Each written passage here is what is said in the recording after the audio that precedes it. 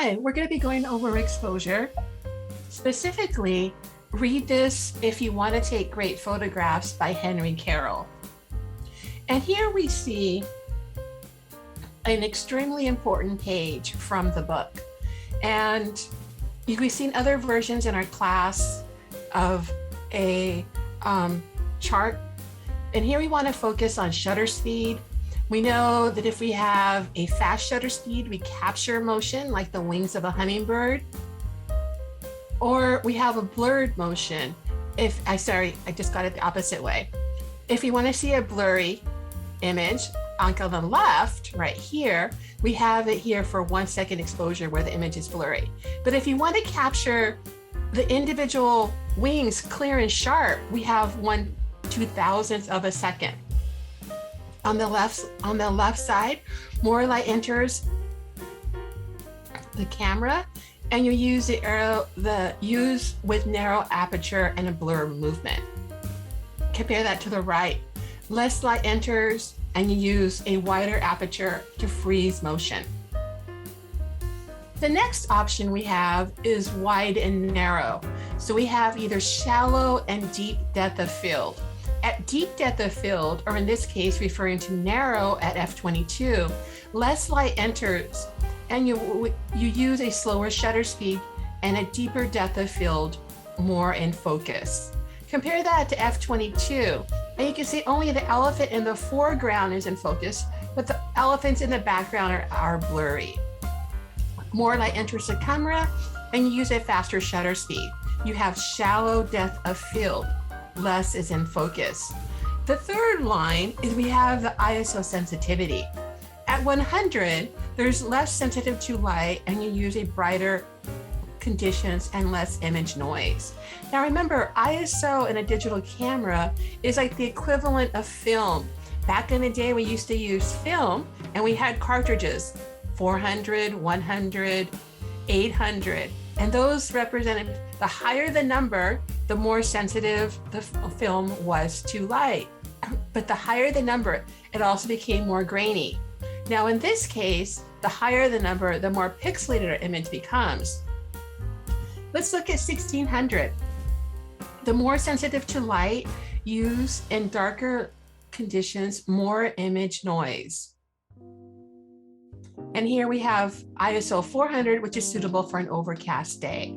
Then we have the fourth subject, which is exposure compensation. We have negative on the left and positive on the right, which negative is darker, and on the right, we have brighter. More image dark, make image darker, less image in shadow, and more in the highlights. Compare that to the right side, make image brighter and more detail in the shadows and less in the highlights. The shutter speed controls the length of time the light enters the camera. The aperture controls how much light enters the camera, and the ISO controls how sensitive your camera is to light. So we went over this speed, the shutter speed, the aperture, and the ISO.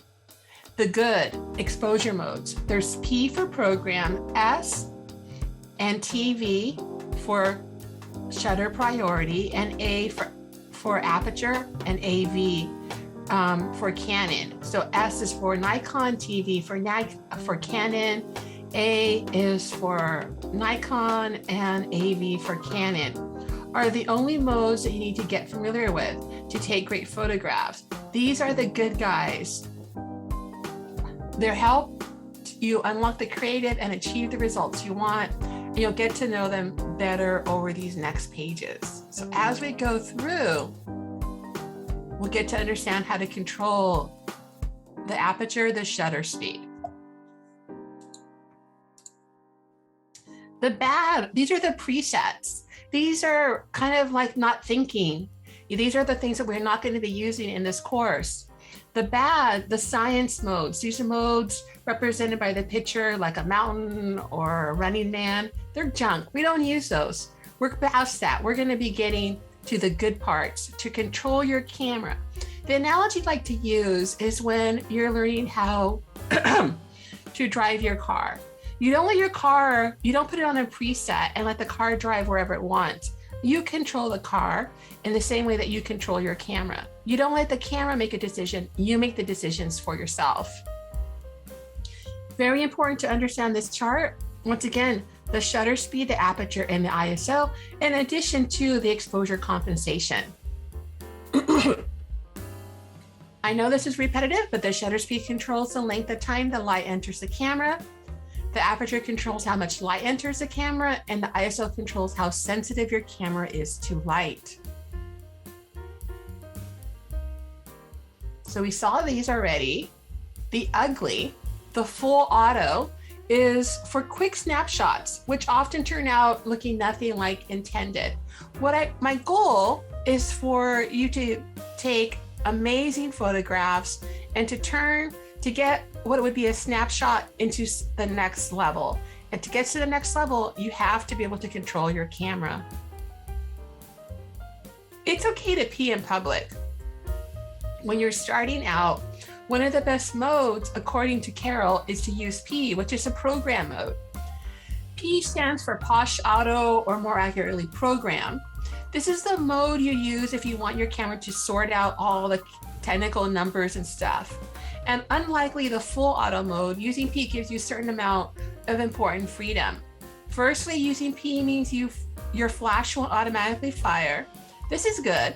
Now, you don't want to be in a situation like in a museum or a location where they say you can use your camera, but you can't flash. There's nothing more embarrassing than a flash going off inside a place that clearly stated to you, do not turn on the flash. This is good as your flash is more than likely ruin your shot. Secondly, you can change your ISO, which is something you definitely need to know about. Manual is good, auto is bad. Once again, manual is good and auto is bad. Exposure, the shutter speed and the shutter priority. S for Nikon and TV for a Canon. In the shutter speed, we have here, once again, I know this is repetitive, we have from 1 second all the way to 1/2000th of a second. So we can see here in George's photo in New York City Ballet, Ernest Haas photo from 1960, we had this on a slow shutter speed, and we can see the movements of the ballet dancers or ballerinas. To blur your moving subject, select shutter priority and a slow shutter speed. The beauty of the blur.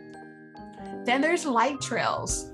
Here, we're looking at the Bangkok from the cityscape in 2006, and it looks like it's daytime, but in reality, it is not daytime, but a long exposure where the night turned into day, and you could see all of the light trails of the cars. The slow shutter speeds at night. When shooting a slow shutter speed, make sure your camera doesn't move. It's really important to use a tripod. If it does, everything in your image will look blurred, and this is called camera shake. Fast exposure. You want to have fast exposure to freeze the movement. So you want to use shutter priority. So here we can see blast number 8316, where we caught the rocks in the air. So a fast shutter speed. Or here we're looking at the movements in the water, where it's a slow shutter speed, where the water is just kind of blurring together. Or here, another example of water at a fast shutter speed. Slow shutter speed, fast shutter speed. Aperture priority and for aperture for A or AV for Canon. So here is the width of the aperture in your camera. Here in this example, we go from 2.8 all the way to f/22. The aperture in your lens, the aperture is in your lens and not your camera. So depending on your lens, you might find that you have a different range of f-stops. Now remember, some cameras have fixed lenses attached to the camera. And in that case, the aperture is, quote, in the camera because it's attached to the lens. But the majority of you will have lenses that come off the body of the camera, and each lens has a different f-stop. stand out by being shallow. So shallow depth of field. To achieve a shallow depth of field, select aperture priority in a wide open aperture or a low F number. So if you want shallow depth of field, you're going to choose something like 2.8 or F4. Here we can see hide and seek, and from 2013, he uses a shallow depth of field to blur out the background. So about right here, 2.8 on our chart. Compelling close-ups. Also think about coming up closer to your subject. Depth of field is at its most shallow when shooting close up. Deep and meaningful. Deep depth of field. So here we saw this before. We want to have deep depth of field. So we're looking at something like F16 or F22. Here we're looking at bomb crater and destroyed convoy Bravo 20 bombing range, Nevada. From 1986, we have deep depth of field. A narrow aperture, a high F number causes everything from the foreground through the background to become in focus. So once again, we're using a small aperture number. So here we have F22 or maybe even F16 to deep depth of field. Your camera's sensitive side. And that is our ISO. How sensitive your camera is to light. Always set your ISO first as it affects what shutter speed and aperture you can use. Increasing your ISO is essential if you want to use a fast shutter speed and low light.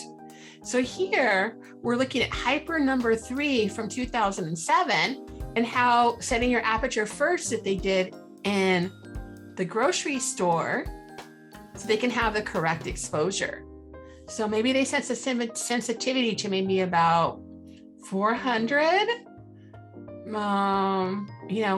It all depends on the amount of light and the lighting conditions. First comes the light, and you have to do that first.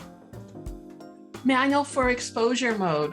All good photographers use manual, right? Question mark? Well, not necessarily. When you're trying to get familiar with all the technical stuff, using manual slows you down, adds confusion, and worst of all means you could miss the shot. An alternative to manual is to use your exposure compensation. This function allows you to make your entire image brighter or darker and look something like this. Now here, the negative side to make it darker is on the left, and to make it brighter, the positive side on the right. Depends on what camera you have. Sometimes it's reverse. Details from the shadows. You can bring those out in the shadows. To draw out details from the shadow, use exposure compensation and scroll towards the positive. So here, we're looking at Scott's photo from 2010, and he possibly could have used exposure compensation to bring out the details in this photograph. Seductive silhouettes. To silhouette your background subject, use exposure compensation and scroll towards the negative side. So here, everybody's in silhouette, so we use the negative side for exposure compensation. So down to the left side of our bar. Exposure compensation can look something like this, and your camera plus or minus sign. And here's about metering on your exposure and a metering guide. And, if we're going to need middle gray, here's another example of using exposure compensation. -1 is really dark, -2 is really dark. -2 is just blown out. And here we see in these blinds from -1 all the way to +2, or here at this gnomes. So exposure compensation on the first one is 0, and exposure compensation on the right is a +2. Well, thank you so much, and have a nice day.